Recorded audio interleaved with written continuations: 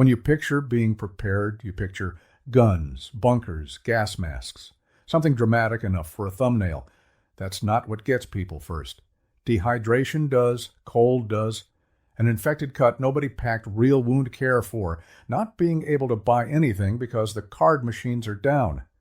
Most stockpile lists get built to look good on camera, not against what fails first. This is the real 25 tested against real field consequences, including one item almost everyone owns and has stored wrong, and one near the end that isn't gear, but matters more than half this list.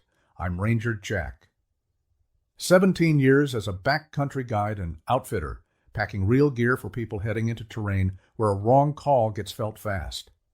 I don't sell any of this. I'm just telling you what's held up when it actually mattered. Number 1, stored water, not purification. Storage. Everyone thinks about filtering water from a stream. Almost nobody thinks about the water sitting in their own garage right now. Plastic containers degrade. Sunlight breaks them down. Old caps let in bacteria you can't see or smell. I've watched people grab a jug they filled 2 years ago and drink straight from it because it's labeled water. And that feels like enough. It isn't. Rotate it, store it dark, store it cool, and check the container itself before you trust what's inside it. Storage matters just as much as filtering, sometimes more. Number 2, real first aid, past Band-Aids, and aspirin. Most kits are built for scrapes. A grid-down emergency doesn't hand you scrapes. It hands you a deep cut, a burn, a break, with no ambulance coming fast. What you need is bleeding control, real gauze, a proper tourniquet, and the knowledge to use them, not just the items sitting in a bag. A kit is only as good as the hands holding it. I'd rather see someone with a basic kit and real training than a $500 case they've never opened. Capability beats kit size every time. Number 3, manual tools. A hand can opener. Basic hand tools that don't need a battery or an outlet. People assume they have these because their kitchen is full of gadgets, and every one of those gadgets needs power. This is the cheapest item on this entire list, and it's the one I see skip the most because it doesn't feel like prepping. It feels like something you already own. Check your drawer right now. If everything in it plugs in, you don't actually have this covered. These aren't expensive. A hand can opener cost less than a coffee, and it's the difference between eating and standing in your own kitchen staring at a sealed can you can't get into. Number 4, redundant fire starting. Not one lighter sitting in a drawer. A lighter, and a backup method that doesn't depend on butane or a spark wheel that's already worn thin. One method is not a plan, it's a hope. I've stood next to people in real cold watching their only lighter quit, and cold makes butane fail faster than most people expect. Warmth and cooking both run through this single item, so back it up before you need it, not after. Number 5, a hand crank or battery radio. You rely on your phone for everything, including information, and a phone is the first thing to go dark when networks get overloaded or towers go down. A radio doesn't need a cell network, it needs batteries or a crank, and it keeps you connected to what's actually happening around you. Information is survival gear. Not knowing what's coming is its own kind of danger, and it's the kind almost nobody stocks against. A $20 radio has told me more about actual conditions in the field than a fully charged phone with 0 bars ever could. Number 6, waterproofed copies of your critical documents, ID, insurance, medical records. This one doesn't feel like gear, so people skip it completely. I had a client once whose whole stockpile looked solid on paper. Food stacked to the ceiling, but when I actually walked through it with him, there was no real water plan, and nothing backed up for what mattered on paper either. That trip nearly turned into a real problem, and it taught me that paperwork failure is a real failure mode, not an afterthought. Copy it, waterproof it, keep it with your kit. Number 7, cash in small bills. When the grid gets shaky, card systems fail before most people expect, and a $100 bill doesn't help you when nobody can make change.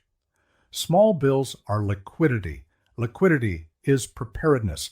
This one gets ignored because it doesn't feel tactical. But I promise you, the person with $40 in small bills is more prepared in the first 6 hours than the person with a safe full of gear they can't easily carry or spend. Keep it small denomination, and keep it somewhere you'd actually grab it in a hurry, not buried at the bottom of a fireproof box you haven't opened in years. Number 8.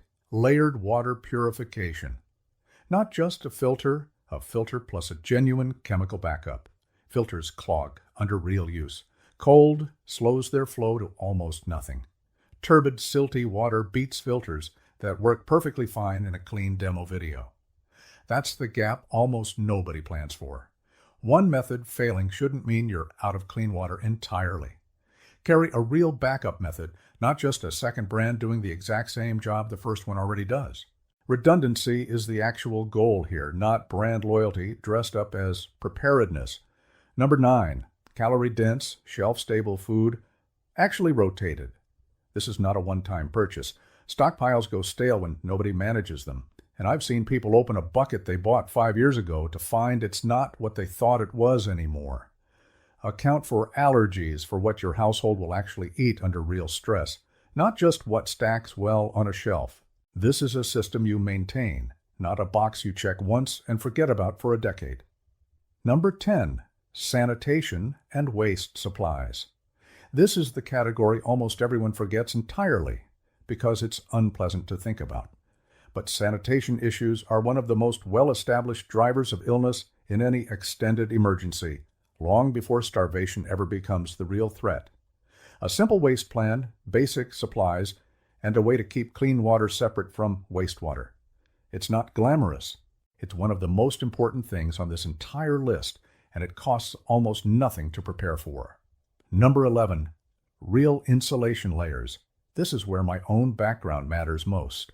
I've watched cheap cotton layers fail in real cold at real altitude on people who trusted them completely right up until they were shaking and couldn't stop. Wet cotton doesn't insulate.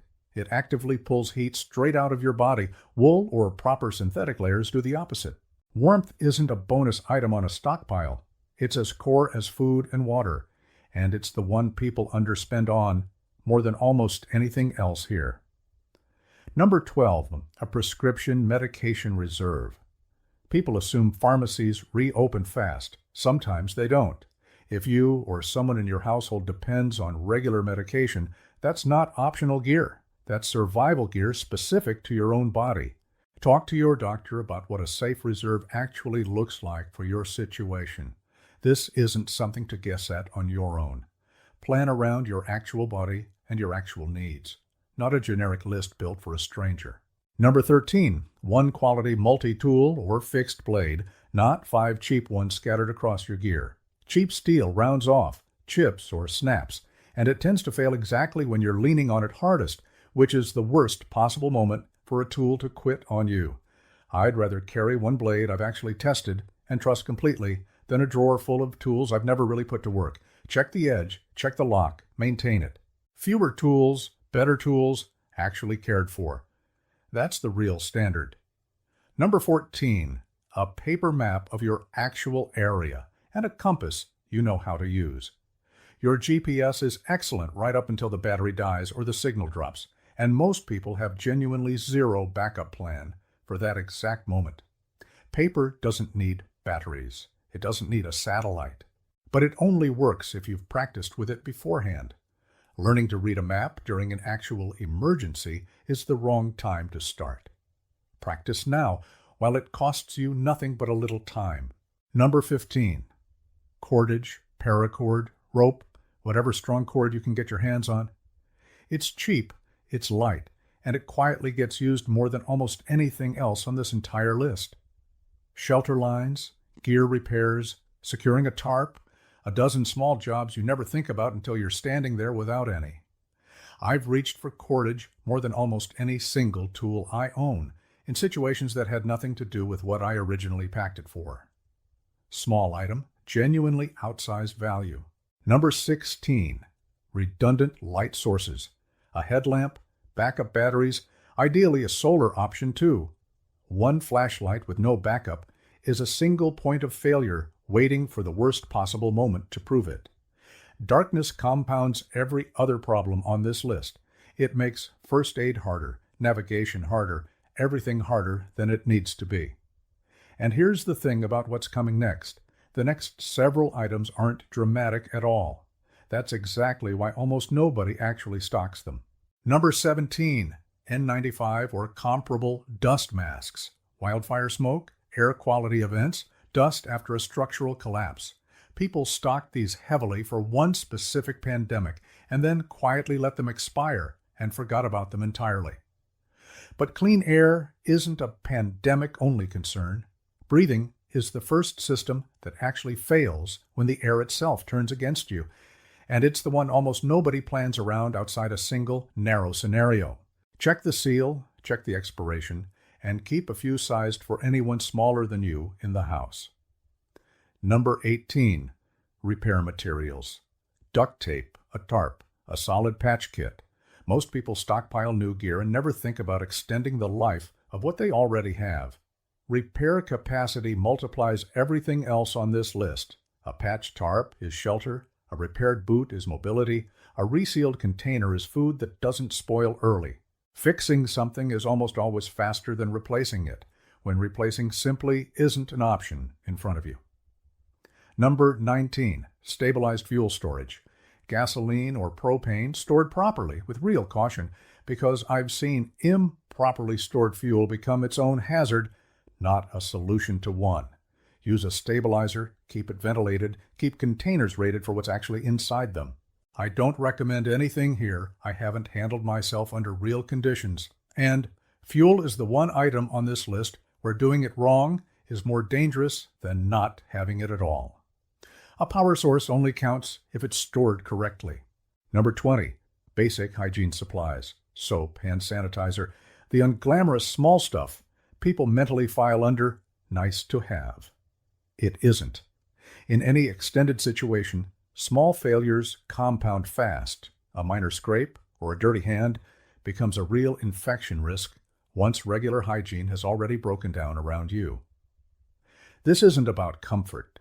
It's about keeping small problems from turning into the actual crisis you're trying to avoid in the first place. I've seen morale collapse faster over grime and discomfort than over almost anything more dramatic. People hold together better when they can still feel human. Number 21, a written family communication and meeting plan. This isn't gear at all, and that's exactly why people skip it. Everyone assumes it's unnecessary right up until phones are down and nobody knows where anyone else actually is. Write down a meeting point. Write down a backup meeting point. This is the item people forget to buy because you can't buy it. You have to actually sit down with the people you love and decide it together. Number 22, supplies for anyone who depends on you and can't stockpile for themselves. Pets, kids, an elderly parent, anyone in your household who isn't making these decisions on their own. People plan carefully for themselves and then stop right there, as if everyone else in the house will simply figure it out. Food, medication, comfort items, whatever that specific person or animal actually needs. Your stockpile genuinely isn't complete until it accounts for every person and animal, counting on you. Number 23, printed reference material, basic medical steps, water purification instructions, whatever skills you'd normally just pull up on your phone in about 2 seconds. If the internet is the exact thing that's down, your knowledge shouldn't disappear along with it. This is a cheap stack of paper that could genuinely matter more than a piece of gear twice its price. Information redundancy matters just as much as supply redundancy, and almost nobody treats it that seriously until it's already too late. Number 24. And here's the one that actually surprises people. A known local network. Neighbors, a mutual aid contact, someone nearby you could actually rely on, and who could rely on you in return. People prep like it's a solo project. It isn't. Every self-reliant person I've worked with in the backcountry still depended on other people at some point. A partner checking their gear, a guide confirming a call before it mattered. The most self-reliant preppers I know still rely on people, not just gear. Number 25, a practiced emergency plan, not just a written one.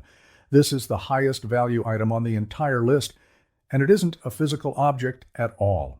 Gear without rehearsal fails under real stress every time, because stress doesn't care how organized your closet is.